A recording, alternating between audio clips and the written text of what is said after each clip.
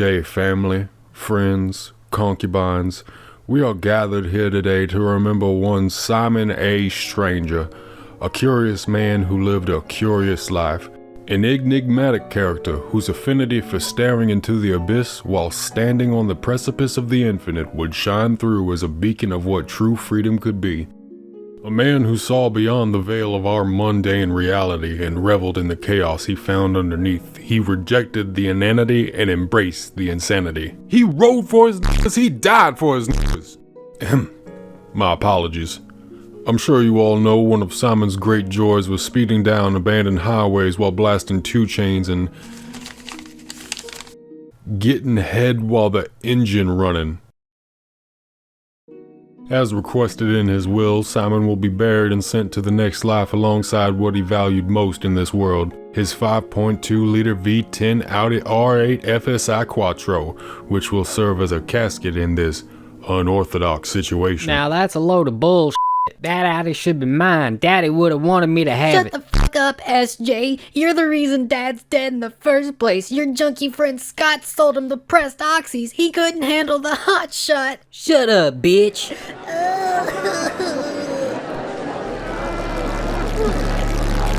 Silence!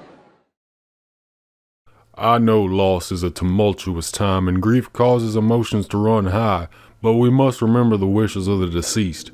Simon leaves behind 5 baby mamas and a legacy most people only hear about in legends, the kind of stories that can only be described as bussin'. The Simon we all knew and loved was born in the small Sumerian village of Shuropak in the year... Thank God. Now I can finally live without the burden of responsibility and complete my life's one true goal. Hey, what's up? How's it going? What that smell like? What's good? And why? Top of the morning, chillin'. What do everybody? What up, bitch? Today is gonna be simple and clean. It's the way that you're making me feel tonight, and it is hard to let go. I wanted to make the games I talk about really varied, and the fantasy RPG with Souls-like mechanics made me kind of nervous to talk about this one. Like, am I already pigeonholing myself after just 5 videos? Then I thought, anyone thinking this game and Greedventory are in any way similar beyond a few superficial aspects is pretty silly. Plus, I like this game, and I want to talk about it, so suck my you Stupid bitch. Thank you for your understanding and patience.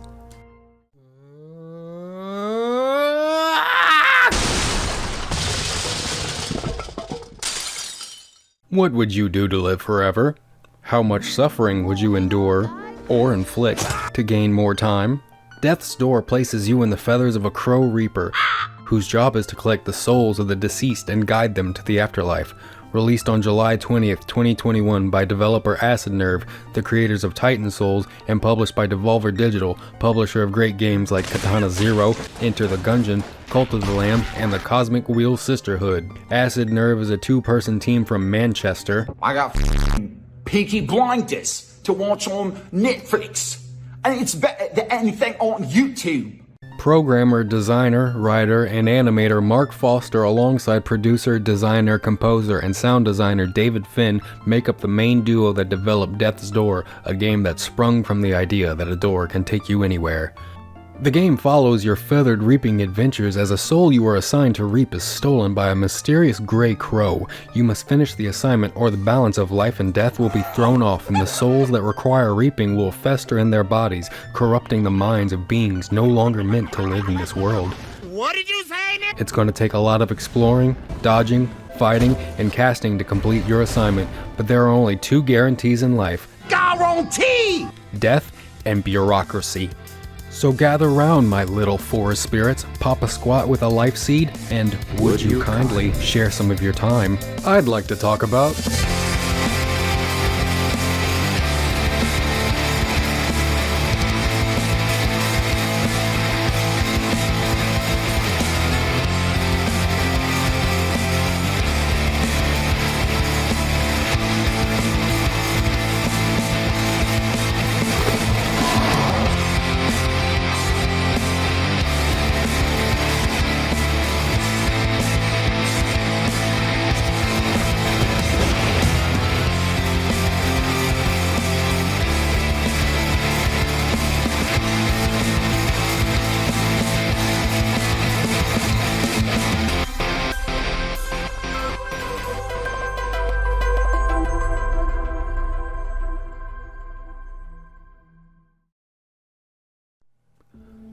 The Skeleton.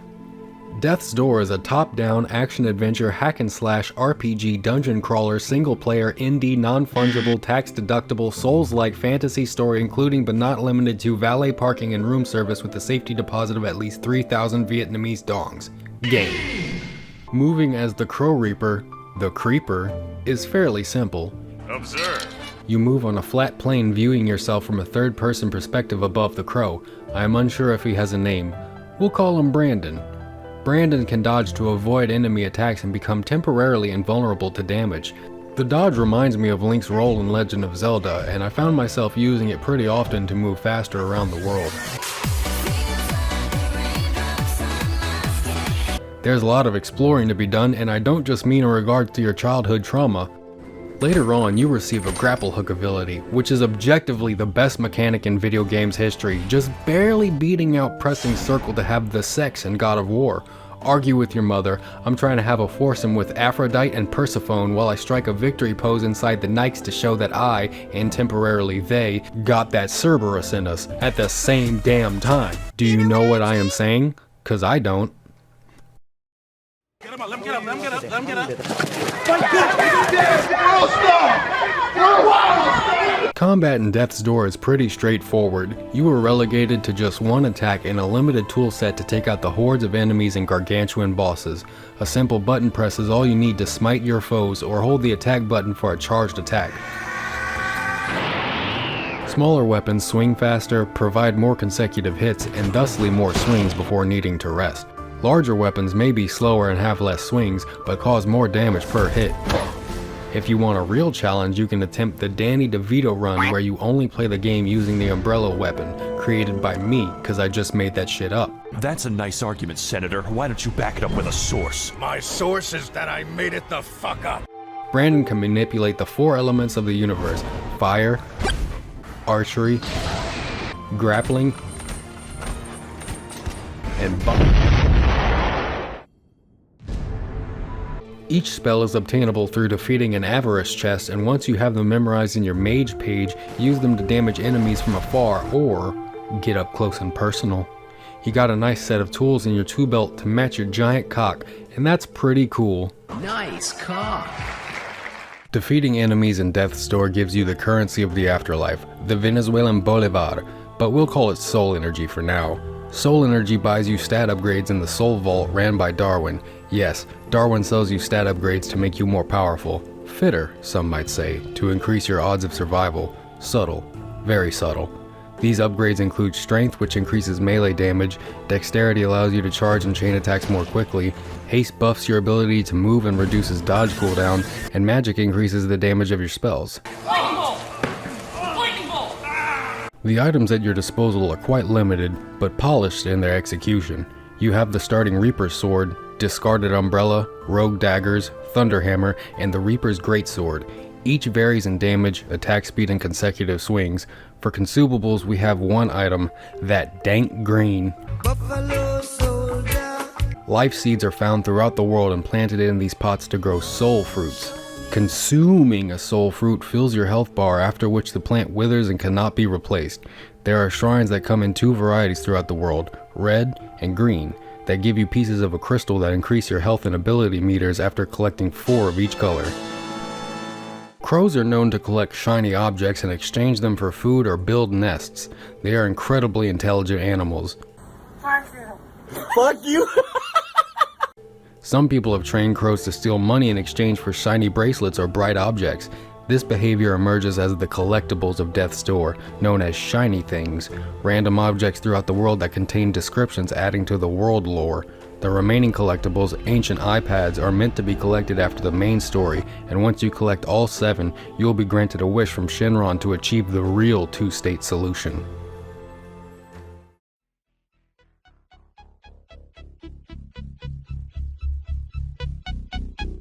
Style and sound. This Reddit post perfectly describes the art style as deceptively simple. Did I just admit to agreeing with a Reddit post?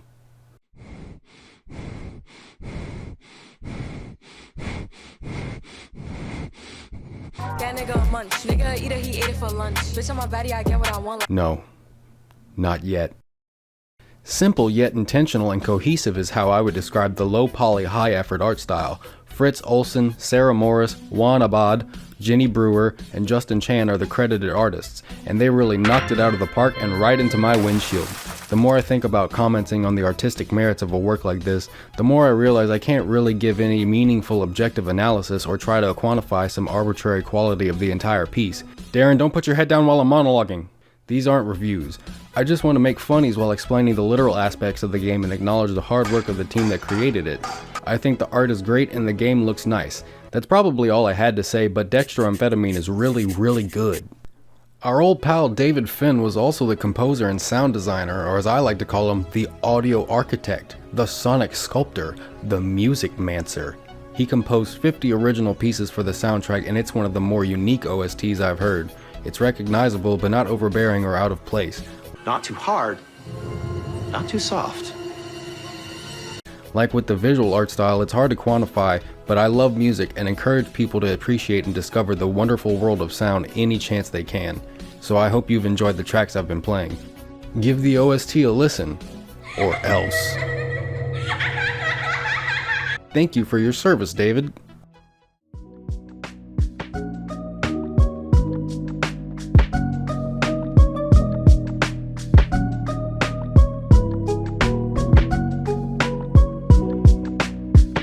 Story.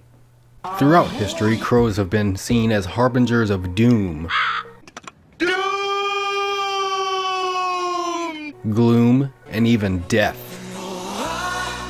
It makes sense that not only would crows and other blackbirds be associated with the Big Sleep, but also presented as agents of death itself, which might explain why plague doctors are commonly designed with avian-esque qualities, aside from whatever mix of herbs and spices they put in the beak to cover the stench of the swamps of Plagoba. Crows are also monogamous, very traditional. Death's Door kicks off with our little buddy Brandon getting off of public transport to his new job at the Reaping Commission headquarters. The first thing you see is homelessness is also a reality in the afterlife. My name is Anton Jackson, formerly of the Jackson 5. I'm Joe Jackson's secret love child. Welcome to the Hall of Doors. The RCH is a bureaucratic organization responsible for bringing the souls of the deceased through the proper channels, obtain the correct forms for, I don't know, immigration through planes of existence? Did you fill out a 305E? Oh, sorry. You were supposed to fill out a 305H. Ooh, sorry. That's too bad.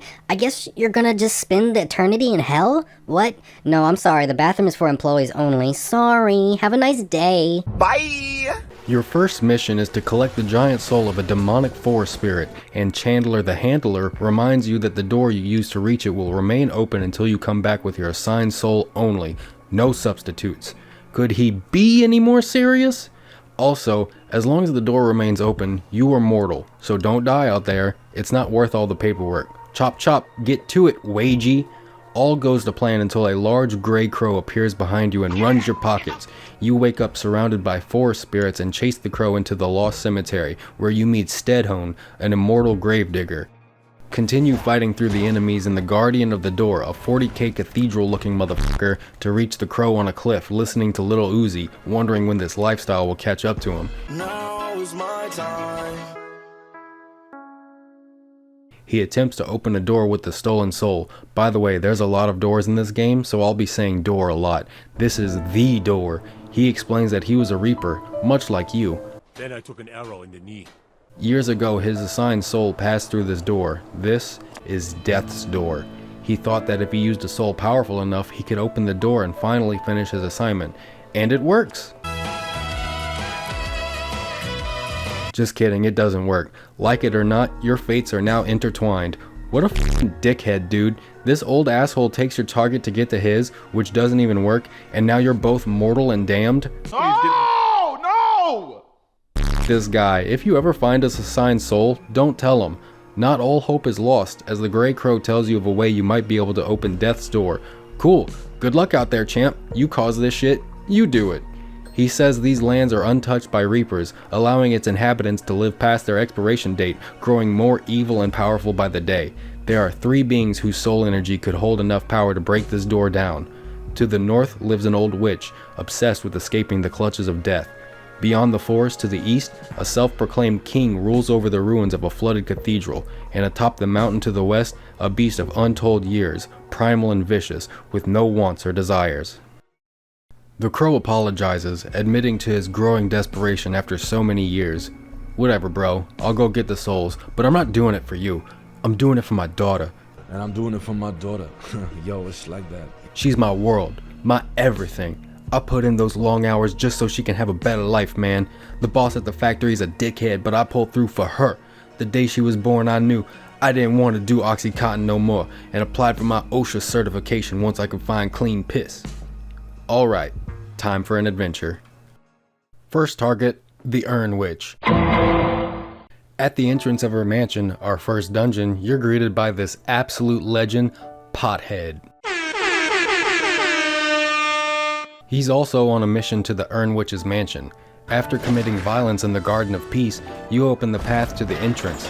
Before embarking, Brandon rests on a bench with our ceramic companion, who informs you the witch is the one who cursed him with the world's worst bowl cut and declines his offer for soup, cause, ew, no, does that affect him? After getting through the first thick night, Damn, boy, he's thick! and finding the rogue daggers, you enter the mansion with your new best buddy. Friendship. The Urn Witch's mansion is where you're finally able to indulge in your masculine, primal gamer urge to break pots.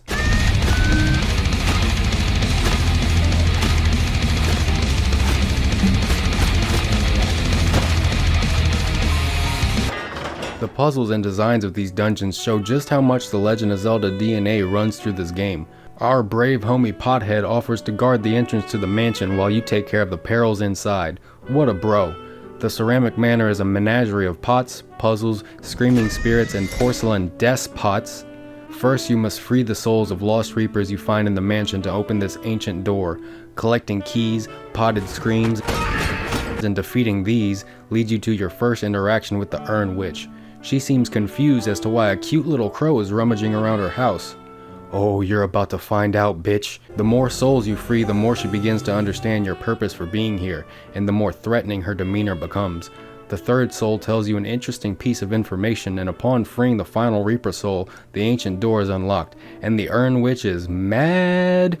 She accuses you of filling her grandson's head with daft ideas, breaking her urns, which, yeah, you did do that, and warns you not to step foot into her basement. I think we know where we're going next. She pulls a Karen and says she will speak to your manager if you don't stop your investigations. Sir, I'm asking you to stop recording me. Please don't come close to me. Please take your phone off. Please don't come close to And me. I'm taking a picture and calling the cops. Please call the cops. Please call the cops. I'm going to tell them there's an African-American man threatening my life. Please tell them whatever you like. Before opening the door, our best buddy Pothead confesses to us that the Urn Witch is his grandmother. She cursed him with his ceramic cranium in a misguided effort to make him immortal after the passing of Grandpa Urn. Her research led her to believe that replacing your head with an urn will somehow exempt you from death's records. Pothead resisted this transitional magic, and during their struggle, she cursed him to become the man, Pot, you see today. He respectfully asks you to end her suffering and bring her soul into the next life. Don't worry, Pothead, I'll help her find her peace once again. Alright buddy, gonna go kill your grandma, see you in a bit. Open the door, get on the floor, everybody walk the dinosaur, which leads back to the Reaping Commission and the chest. The first Avarice chest, which kinda looks like Venom.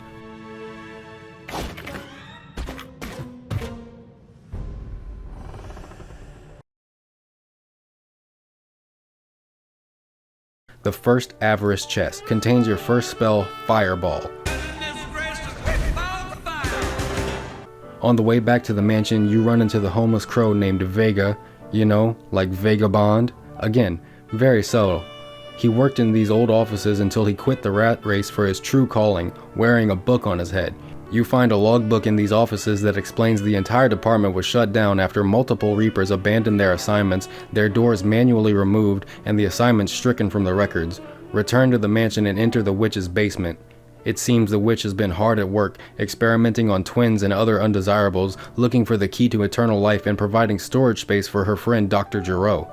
Ride around on these black bulls to make your way around the world, where you find Pothead trapped in a Vita chamber. Follow the pathway to find the witch holding Pothead hostage, who tells you to fuck off and disappears with our kitchenware compatriot. Fight through sentient oil, brap nuke plague doctors, and light furnaces to reach the witch's arena. She claims that you both have the same employer and wonders if she's being investigated by the commission. However, the employer can't know about all the Unit 731 shit you've been seeing in her basement, so you leave her no choice. She will get rid of you just like she did with...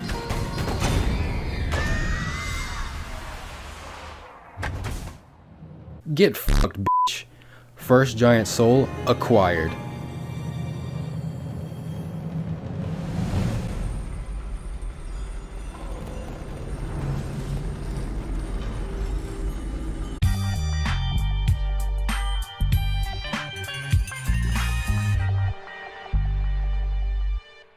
A moment of silence as Stedhone delivers a eulogy for the witch, who just wanted to help people, but became malicious and twisted in her endeavor to overcome the inevitable. Passing through the door in the arena brings you to a strange realm. A large being sits in front of windows to other worlds, sipping tea. Black Pearl, if I had to guess. This is the Lord of Doors, aka your boss, aka Master of the Doors of the Afterlife. AKA Riley Escobar, you know what I'm saying? I got all kinds of names like HR Paper Stacks, also known as AKA Horse Choker, AKA Pillsbury Doughboy, AKA Louis Rich. He is equally confused as to how you managed to reach his lair. He hasn't seen a crow in years. Can't be seen around the working class, now can we, boss? I hope that the rest of your life is as horrible as it is every single day, okay? There you go. I despise you. I despise you more than anything else on the planet. You are f***ing cancer, okay? You are cancer in this community, and you're cancer in every community. Suck my dick. You receive patronizing congratulations from El Jefe before he opens the door, sucking you back to the headquarters, and he returns to being alone, sighing longingly while looking at death's door in the distance.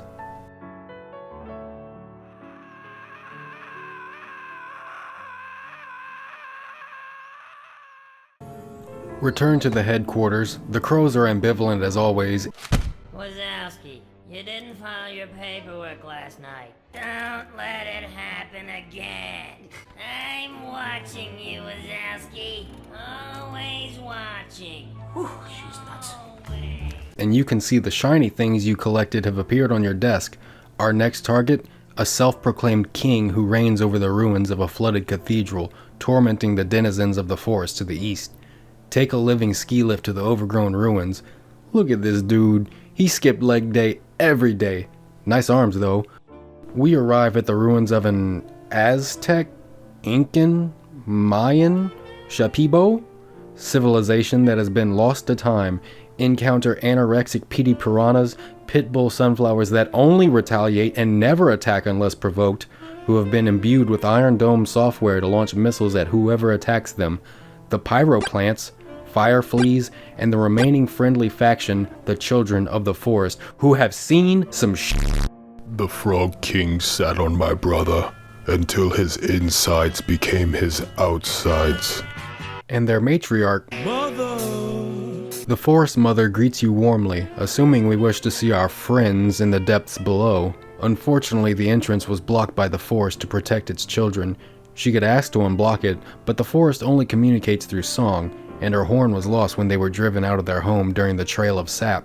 Seeing no other option, fight through the forest to retrieve her horn. Mother converses with the forest once more, asking to open the path for you to the dungeons below, and the forest began to sing.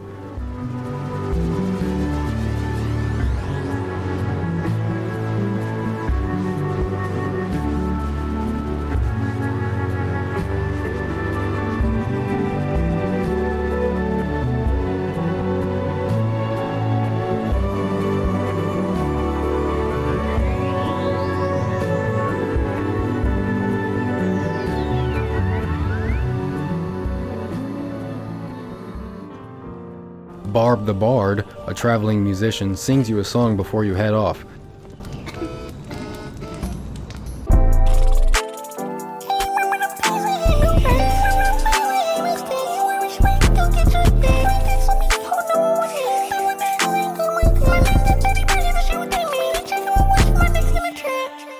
Now you can enter the forest temple. I mean the mushroom dungeon.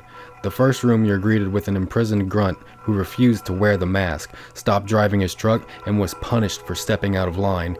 It's much like the mask we wear in society in our everyday lives, the expectations that are pushed onto us from childhood. You never know what someone is truly going through.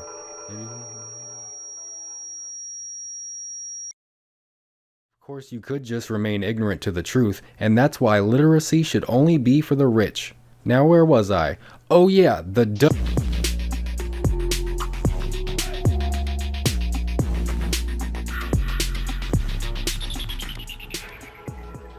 Throughout the dungeon, the Frog King appears sporadically, taunting and claiming that he earned his soul and power, thriving in the system our lords created. Very libertarian of him. The Frog King has some very choice words about the way the Commission has affected the flow of souls into their world, saying the Forest Children and their mother were getting in the way of progress. The message! And how he has cleaned up the swamp since becoming king. The Reaper souls you free to open the ancient door for the bomb spell give you more insight into how the Lord of Doors has been causing the Reaper doors to malfunction, trapping them in the lands they were assigned, masterless and abandoned by the Shogunate. Returning to the Commission from the bomb chest, you're now able to clear some of the weak walls around the office. Among the newly accessible areas, you find more logbooks describing a seismic event around Death's Door, and all mention of it ordered to be scrubbed from official records. After obtaining the bomb ability, Brandon frees the clever grunt and breaks through the walls that were blocking the Frog King's domain, the flooded fortress near the Dire docks. His henchmen are no match for your Krav Maga. My kung fu power! Wah! At the main gate, the Frog King greets you in full view wearing his very snug armor.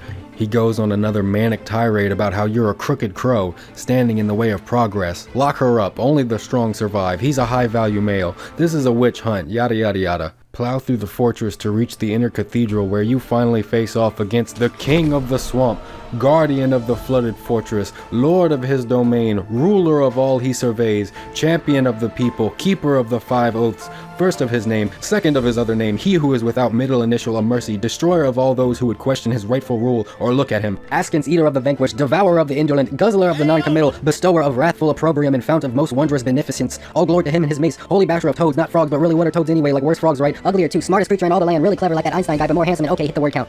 Once you knock him out of his corset, he becomes unleashed and you see how truly rotund he is. Damn, boy! Upon his defeat, Stedhone delivers another eulogy, stating that some will be pleased the king is dead, but a life is a life, and in death we are all unified. The swamps will now turn to civil unrest, and maybe the children of the forest can begin to reclaim their native land. Land back? Land back! Land back? Land back! One more soul remains, the beast to the north. Head through the mountain pass to the stranded sailor. Pothead greets you outside, telling you praise of Jefferson's culinary skills. Jefferson is the proprietor of the stranded sailor and 100% a true and honest human being who definitely isn't a squid controlling the decomposing corpse of a sailor, serving travelers his delicious soup as they pass by on their adventures. Jefferson tells you secrets as you go full anime protagonist on a bowl of soup. Outside, you meet a crow, drunkenly lamenting the loss of his beautiful Betty, a long-lost lover presumably. You also come across Clever Grunt. He's been traveling since being freed and has set up a test for Bobby Hill to figure out if he's the reincarnation of the Dalai Lama. Giving you his old hat, he remarks on the beauty of the world and literally says he wants to live, laugh, love. A white woman's Instagram. Live, laugh, and love away, Grunt. You've earned it. Climbing up the mountain, you encounter Barb the Bard. She says the drunken crow told her of a monster that took his beloved Betty. She decides to tag along with you to find inspiration for her next masterpiece. Well, come along, Barb. I'm sure you could use a break from being around Chris. Enter Castle Lockstone. Once more, subtle. Remember the frozen castle in Twilight Princess? This old castle contains the door to your final ability, the hook shot. A grapple hook really is one of the best mechanics in gaming, and this one, while limited to specific poles, still feels incredibly useful. You reunite with Barb near the entrance, who is just so enthusiastic about helping us get through this fortress, traversing platforms and laser puzzles, combat arenas with these very fast, very tricky bird shaman guys, and the Brap wizards, and the tombs of previous Lords of Doors, who tell you of their legacies. You speak to the spirits of Lord Lockstone, the first Lord of Doors, a cold ruler concerned with law and order, who consolidated power by making deals with death itself and would go on to build the foundation of the Hall of Doors. Lord Theodore, the first successor, remembered for their fair nature and enforcing better working conditions for reapers, essentially being the Walter Reuther for reaper crows, who laments the suffering you've gone through due to the Lord's collective decisions. Lord Opengate, third in the lineage, spent many of their years expanding their knowledge while traveling through the vastness of space, telling you some Joe Rogan shit. Have you ever done DMT? And how the formation of Death's Door created an imbalance in the universe. And finally, Lord Deadbolt, the fourth of the lineage, a dark, overbearing ruler concerned with keeping order, bound by duty, not fate. They claim the current Lord is a bitter disappointment who did not heed their teachings. Greatness is seldom free, Crow. True greatness may even cost you your soul. Then you try to suicide bomb his tomb. Moving on. Barb sings another banger in the main room before you descend down the elevator activated by the spirits of the lords. I'm moving different. This shit ain't nothing to me, man. We smoking symbiotes. I'm on 12 Vicodins smoking on Scooby-Doo dick. They must have amnesia. They forgot that I'm him. We smoking shit in a glass pipe blowing the Lord's bubbles. I'm sick in the head. I'm on them Broward County Tic Tacs. I'm on them Georgetown Geronimos. I don't give a fuck if I go blind. I don't need to see the price tag anyway. We smoking filtered crack, you stupid piece of shit. I'll fucking kill you. This takes you up the mountain to a cave of enlightenment, where you find a group of crows, and Vega, the homeless crow, welcomes you to the camp of the Free Crows. The Free Crows are a group of free-thinking individuals who reject the colonialist ideas of the Lord of Doors. These powerful, genius, beautiful black crows reject the oppressive, immoral, immortal, systemic hierarchies of the hateful white Lord of Doors. The Croteps believe that unnatural immortality is not worth living as slaves, reaping the souls of mortals, never living their own life. You dig? No, they say, they choose to live free and die free. We're storming the Capitol! It's a revolution! As reapers that abandon their assignments, they are mortal and tick away the moments that make up a dull day. They fritter and waste the hours in an offhand way, running to catch up with the sun, but it's sinking, racing around to come up behind them again. The sun is the same in a relative way, but they're older, shorter of breath, and one day closer to death. But without the oppression of bureaucracy and the commission, they are finally free. Very powerful Yakubian energy in this cave. Exit the cave and take another elevator up to the old watchtowers, fighting through lasers, enemies, and the hip hazards of slippery ice. You reach the entrance of the Beast's cave, where Barb pumps you up while promising to be moral support. She's like a war zone journalist. And now for our main attraction, the Beast of the Mountains, the terror at the top. The name is Becky. The Beast is Betty? Did that crow fuck a monster? Another eulogy from Stedhone, who recants how some revered her as a god, and others a wild, untamable beast, but to even fewer, loved as a radiant beauty. That crow definitely fucked this Yeti. Hey, I get it, man. I know what it feels like to be at last call in a small Arkansas bar, and all the ones you'd keep the lights on for are long gone, but there's still the one that's been feeding you White Russians all night just hoping you get tanked enough to make a bad decision. Hey, girl, how you doing? Ready to go whole hog. Eat this. Nice. Return to the stranded sailor for one last song from Barb. This is a pigeon. I feel like Charlie Brown, except I ain't brown. Bitch, I'm green. This is the sound of a lottery machine. I got a lot of green. Look at my shoes, them bitches is blinging. Catch me in the shower, and you know I'm singing. Knock myself out, I got a concussion. I'm playing, bitch, I'm sleeping. The Gray Crow awaits, and it's time to get that assigned soul back. In the Lost Cemetery, the Grey Crow is waiting for us to open Death's door. By the way, I've said the word door 64 times so far. Not gonna lie, Door 64 wasn't the best game in the series. He glizzes you up a little before you release the giant souls and begin the ritual. Chicken, arise. Arise, chicken. Arise. Arise. Chicken, arise. Chicken, arise. Arise, chicken. Arise, chicken. Chicken, arise. Arise. Arise. Arise, chicken. Arise, chicken. Arise. Arise.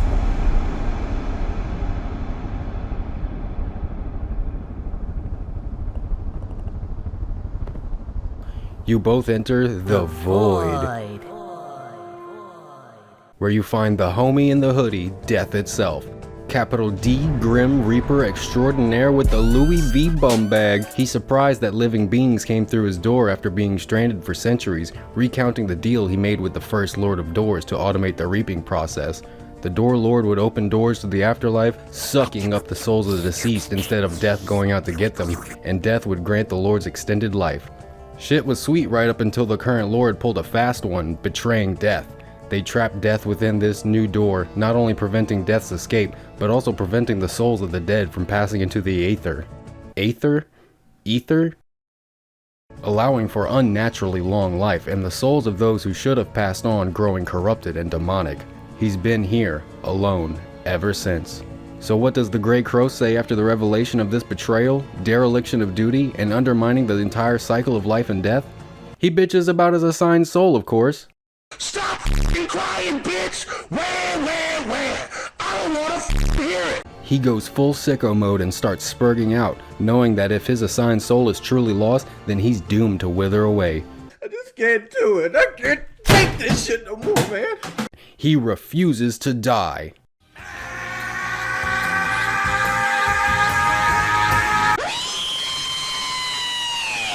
Full-on feral mode, he turns to you and Death. Well, Death ducks out, so just you. Let me tell you something about this fight. The music goes so hard.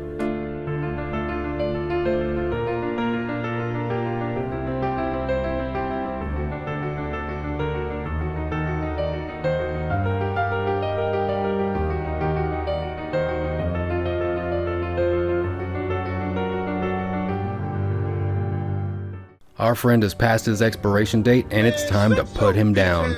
Death has a first day out the Fed moment and gives his condolences for Grey.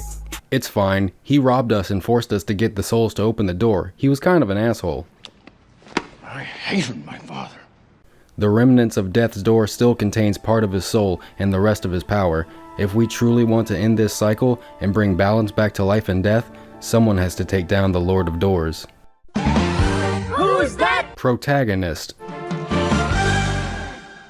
It's you! Return to the Reaping Commission headquarters one last time to reap your boss's soul. First boss I've ever seen that actually has a soul. Am I right, fellow laborers? Shut the fuck up! Living out the dream of so many people right now. The office is having a full-on workers' revolution and Vega is giving his Cesar Chavez speech about the harm the Door Lord ruling class has caused, with useful idiot crows helping to carry out their subversive agenda.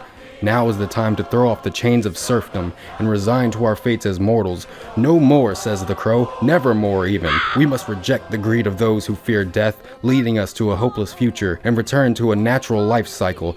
Anarcho-primitivism is the way. Anarcho-primitivism is an excellent critique of modernity, but as a system in itself, it is not really coherent. Oh. Grug have no idea what the f*** you just say. The crows agree, embracing mortality and hope, wishing you luck on your final battle. This must be what it feels like for that job you hate to burn to the ground. This makes me want to burn this motherfucker down. Come on, Boogie, let's burn this motherfucker down! Come on, Boogie, let's burn this motherfucker down! Let's burn it! Darwin the stat plug gives us our last upgrade before the big fight. There's a hunger in our heart, and it's time to feed it some regicide. Enter the Lord's door, walking past his guards, who just got to notice they aren't getting paid anymore, so they don't give a f***. Walk up to the big bad standing in his anime villain pose, watching the realms he damned through his fear and betrayal. On the day they were created, they were told the day they will die. This lord was created by a cold-hearted tyrant, obsessed with law and order, and didn't play catch with them. Father of mine, tell me where have you been? All of his actions, his mistakes, were to prevent the inevitable. But we all have to go sometimes, unless you're a legacy Disney character, in which case, no one's ever really gone. Are you prepared to fight for your life, as they are prepared to fight for theirs? You know what? Yeah. I'm thinking I'm back. The fight climaxes with the Lord trauma dumping his daddy issues onto you. Daddy wasn't there. Wondering what the point of living is if you have to die eventually, but you ain't hearing that nihilistic bullshit. The last Lord goes Kaioken and the final battle begins. You underestimate my power. They fall to your sword, and with their final words, asks for forgiveness. Stedhone gives a final eulogy to the last of the Door Lord lineage, a dark leader who shaped the very fabric of the world and advanced door technology by centuries, a determined, misled being trying to live up to the expectations of their birth, but ultimately destroying more than they created, all in fear of death. The will to live is deeply ingrained. Who would have done differently in their predicament? You know, except for Lord Theodore, who understood the commission was harmful but made life better for the crows at least. Death swings a hard drive with his scythe iron. I'd say that's at least a 250-yarder, right into the leftover rift of his door. The rift explodes in a brilliant flash. Cut to black. There are universal truths that apply to every person. You are born, and you die. What happens in between is anyone's guess and nobody's decision. We like to think we have more control over what happens to us than we really do. That sense of assuredness gives us comfort in times of uncertainty and insecurity. And if there's one thing people do more than anything else, it's avoid discomfort. But the reality of life is that death is just as much a part of living as, well, living. It's not a tragedy, it's a guarantee. What we do before that, the laughs, the tears, the smiles, the anger, the loss, the gain, the despair, the hope. It's all bundled up in the person-shaped box that is our life, and it's what makes the whole journey worth seeing through to the very end. It can get scary, even traumatizing, but pulling through to the other side to see the beauty of what it means to live is a natural born right inherent to every human being. We can do what we can to delay the inevitable, but one day, all things must end. If you find the little pieces of the puzzle that pull you through each day and do one thing right, you'll be able to look back on all you've done, all that you were, and say, I'm ready. Thank you to Joshy Ball for the footage of the gameplay, and thanks to every single person watching this. This might be the last video of the year as I'm currently moving, so happy whatever it is that you celebrate. Christmas, Hanukkah, Kwanzaa, Saturnalia, and Happy New Year. I wish you health, happiness, humility, a life worth examining, and hope to see you in the next episode. Deuces.